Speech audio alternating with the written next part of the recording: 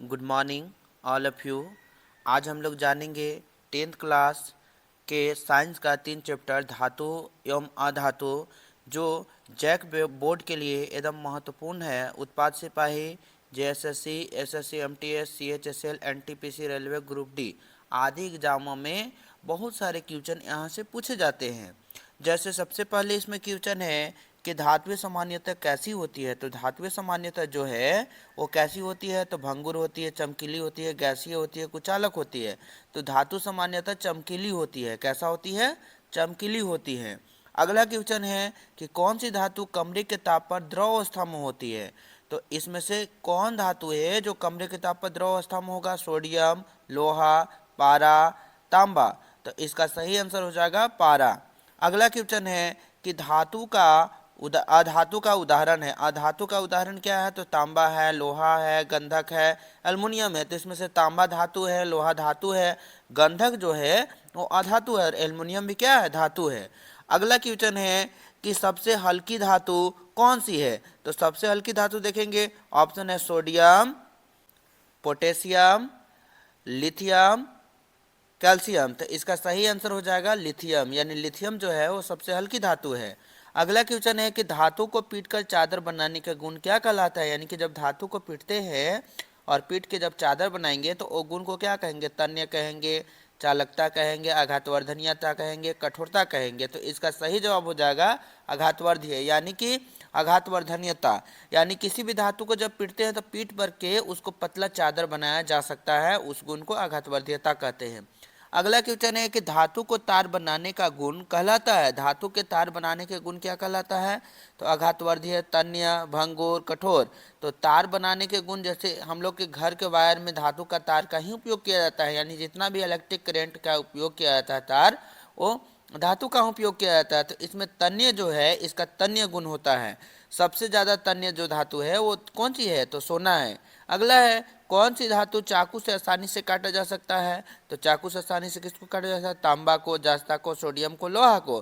तो चाकू से आसानी से काटा जाने वाला धातु सोडियम है। सबसे आसानी से चाकू से इसको काटा जा सकता है। अगला क्वेश्चन है धातु कैसा होता है? चमकीला होता है, कुचालक होता है। तो अधातु जो है वो क्या होता है? कुचालक होता है। अधातु कैसा होता है? कुचालक होता है। अगला क्वेश्चन है कि ग्रेफाइट किस प्रकार का पदार्थ है। तो ग्रेफाइट जो है वो किस प्रकार का पदार्थ है? तो धातु है, अधातु है, उपधातु है, मिश्रातु है। तो ग्रेफाइट जो है वो अधातु होता है। अगला, सबसे अच्छा विद्युत का चालक कौन सी धातु है। तो सबसे अच्छा विद्युत का चालक जो है वो चांदी होता है। क्या होता है? चांदी। अगला क्वेश्चन है कि लोहे पर जंग लगने की प्रक्रिया क्या कहलाती है। तो लोहे पर जंग लगने की प्रक्रिया को हम लोग दहन कहते हैं, संक्षारण कहते हैं, अपचयन कहते हैं, गलनन कहते हैं। तो लोहा पर जंग लगना क्या कहलाता है? संक्षारण कहलाता है। क्या कहलाता है? संक्षारण। जंग लगने के लिए आवश्यक है। तो जंग लगने के लिए क्या आवश्यक है? तो केवल ऑक्सीजन, केवल जल और ऑक्सीजन दोनों। तो जल और ऑक्सीजन दोनों की आवश्यकता होती है जंग लगने के लिए। जैसे बरसात के दिनों में जंग ज़्यादा लगता है। धातुएं सामान्यतः कौन सा आयन बनाती है। तो धातुएं जो सामान्यतः है वो ऋणायन बनाती है, धनायन बनाती है, उदासीन बनाती है। इनमें से कोई नहीं। तो इनका जो धातु जो है वो धनायन बनाता है।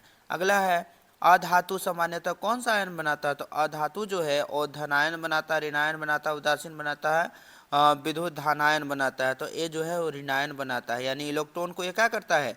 एब्जॉर्ब करता है, यानी ग्रहण करता है।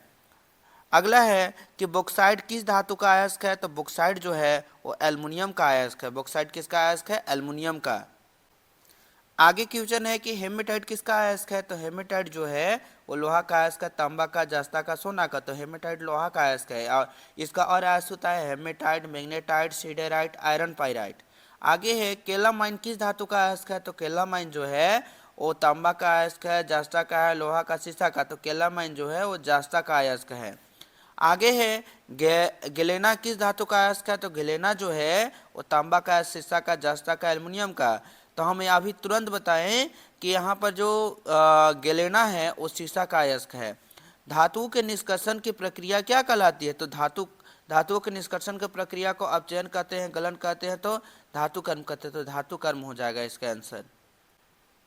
अगला क्वेश्चन है कि धातु का ऑक्साइड सामान्यतः होता है। तो धातु का ऑक्साइड जो है वो सामान्यतः क्या होता है? क्षारीय होता है। धातु का ऑक्साइड क्या होता है? क्षारीय होता है। अधातु का ऑक्साइड सामान्यतः कैसा होता है? तो अधातु का ऑक्साइड जो है वो अम्लीय होता है। स्टील किसका मिश्रण होता है? स्टील किसका मिश्रण होता है? तो स्टील जो है वो मुख्य रूप से देखा जाए तो लोहा और कार्बन का मिश्रण होता है। स्टील किसका मिश्रण होता है? लोहा और कार्बन का। पीतल किसका मिश्रण है? तो पीतल के जब हम लोग बात करेंगे तो पीतल किसका मिश्रण है? तो पीतल आपका जो है वो तांबा और जास्ता का मिश्रण है। किसका मिश्रण है? तांबा और जास्ता का मिश्रण है। आगे देखेंगे हम इसमें कांसा किसका मिश्रातु है? तो कांसा जब बात करेंगे तो कांसा जो है वो तांबा और टीन का मिश्रातु है। सबसे अधिक क्रियाशील धातु कौन है? सबसे अधिक क्रियाशील धातु का जब बात करेंगे हम लोग तो पोटेशियम होता है। सबसे क्रियाशील धातु कौन है? पोटेशियम। और सबसे कम क्रियाशील धातु कौन है? तो सोना है। आगे देखेंगे सोना किस प्रकार के धातुएं हैं? तो सोना जो है वो अल्प क्रियाशील धातु है। क्या है? अल्प क्रियाशील, अब किसी से क्रिया नहीं करता है। अगला क्वेश्चन है कि धातु के क्रियाशीलता श्रेणी में सबसे नीचे कौन सी धातु है? तो धातु के क्रियाशीलता श्रेणी में सबसे नीचे जो धातु है वो क्या होता है? तो यहाँ सोना होता है। इसका सबसे नीचे वाला क्रियाशीलता धातु कौन है? सोना है। आगे देखिए गैल्वेनीकरण का प्रयोग किया जाता है। तो गैल्वेनीकरण का प्रयोग क्या किया जाता है? तो जंग रोकने के लिए किया जाता है। गैल्वेनीकरण का प्रयोग किसके लिए होता है? जंग रोकने के लिए। आगे गैल्वेनीकरण में किस धातु का परत चढ़ाई जाती है? तो गैल्वेनीकरण में जो है वो जास्ता के परत चढ़ाया जाता है। किसका परत चढ़ाया जाता है? जास्ता का। धातु उष्मा की कैसी चालक होती है? तो धातु उष्मा के सुचालक होती है। धातु उष्मा के क्या होता है? सुचालक। अधातु का उपयोग उर्वरक बनाने में होता है। अधातु का उपयोग किसके रूप में होता है? उर्वरक।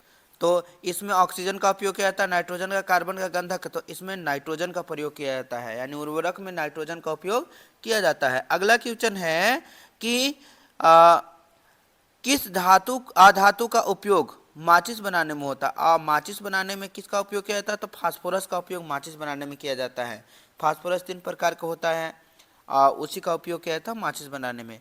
तांबे का प्रमुख आयस क्या है? तो तांबे का प्रमुख आयस कॉपर पाइराइट है। क्या है? Copper pyrite. अगला है धातुओं का उपयोग आभूषण बनाने में होता है क्योंकि वे क्या होते हैं? तो चमकीला होते हैं। क्या होते हैं? चमकीला होते हैं। जैसे सोना हो गया, चांदी हो गया, प्लेटिनम हो गया, इसका उपयोग आभूषण बनाने के लिए किया।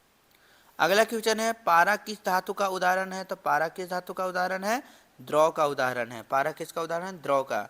धातु का निष्कर्षण अधिक क्रियाशील धातुओं का होता है। अधिक क्रियाशील धातुओं का होता है तो विद्युतीय अपघटन से, यानी जो ज्यादा क्रियाशील धातु हैं उसका निष्कर्षण विद्युत अपघटन के द्वारा होता है।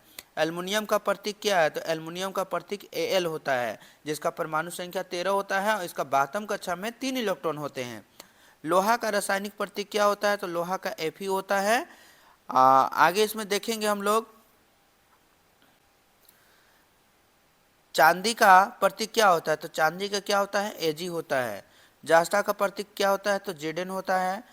कौन सा धातु गैस है? कौन सा धातु गैस है? तो इसमें हम लोग देखेंगे कि ऑक्सीजन जो है वो गैस अवस्था में रहता है। आगे कौन सी धातु पानी के साथ तीव्र अभिक्रिया करती है? तो कौन सी धातु पानी के साथ तीव्र अभिक्रिया करता है? तो इसमें से हम लोग देखेंगे सोडियम जो है वो पानी के साथ तीव्र गति से अभिक्रिया करता है। किसके साथ?